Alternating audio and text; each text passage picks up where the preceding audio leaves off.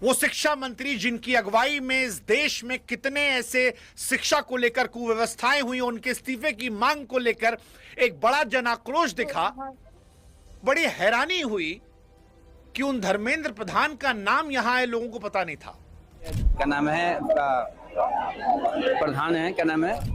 आधे लोग अब्बा बब्बा बब्बा चब्बा कर रहे थे और कुछ ऐसे थे जो कह रहे थे अमित प्रधान का इस्तीफा लेने आए। किसका इस्तीफा चाहिए? अमित प्रधान जी का। कल जो दिल्ली में आंदोलन हो रहा था वो समझ में नहीं आ रहा था कि वो फ्लॉप गया या फिर अच्छा रहा, क्योंकि भैया जिस आदमी का 10 दिन में आप समझ सकते हो 22 मिलियन फॉलोवर है, लगभग 2 करोड़ से ज़्यादा आदमी फॉलोवर हो गया था। देख रहे हैं आप, जिसके मात्र 75 पोस्ट है और 22.5 मिलियन फॉलोवर है। आप समझ सकते हैं कि ये 22.5 मिलियन फॉलोवर होने के बावजूद भी वहाँ पर इस तरह का भीड़ दिखा नहीं।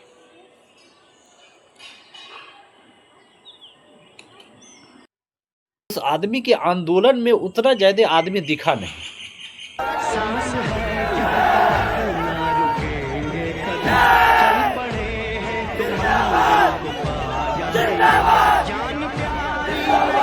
अब क्यों नहीं दिखा वो समझ में नहीं आ रहा है। मुझे तो लगा था कि जो जेनजी है, जो बेरोजगार है, जो किसान है, जो हताहत है, जो इस सरकार से हताहत है, वो इस आंदोलन में सम्मिलित होंगे और अपनी मांग को रखेंगे। लेकिन भैया ऐसा कुछ नहीं हुआ। वहाँ पर कुछ ऐसा भी देखा गया कि बहुत आदमी ऐसे भी पहुँचे थे कि जिनको पता ही नहीं था कि यहाँ के शिक्षा मंत्री कौन है, और यहाँ के शिक्षा मंत्री पता ही नहीं है तो आप इस जो अमेरिका से यहां आए थे वो जय भीम जय भीम जय भीम कह रहे थे। कॉकरोच पार्टी के प्रवक्ता अपने पीछे एक चाचा को लेके उससे पंखा हिलवा रहे थे और बैठ के कॉफी पी रहे थे, गर्मी सांस नहीं ले पा रहे थे। अमेरिका वाले भैया भी 2-4 घंटा बैठ के सीधे एसी गाड़ी में बैठ गए।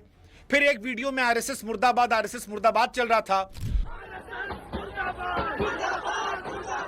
कोई बुद्धिजीवी आए, वो समझाने लगे कि ईवीएम को हैक किया जा सकता है, 3 उसमें स्टेप होता, उससे आप हैक कर लीजिए और एक काम कीजिए, वायलेट पेपर से चुनाव करवाइए।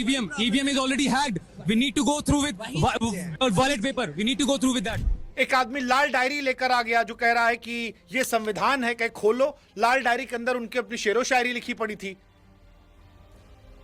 22 मिलियन फॉलोवर लेकर जिस कॉकरोच मूवमेंट ने पूरे देश में तहलका मचा दिया था। आप इस्तीफा किसका दिलाएंगे? जब आपको पता ही नहीं है तो उसका इस्तीफा कैसे दिलवा देंगे आप?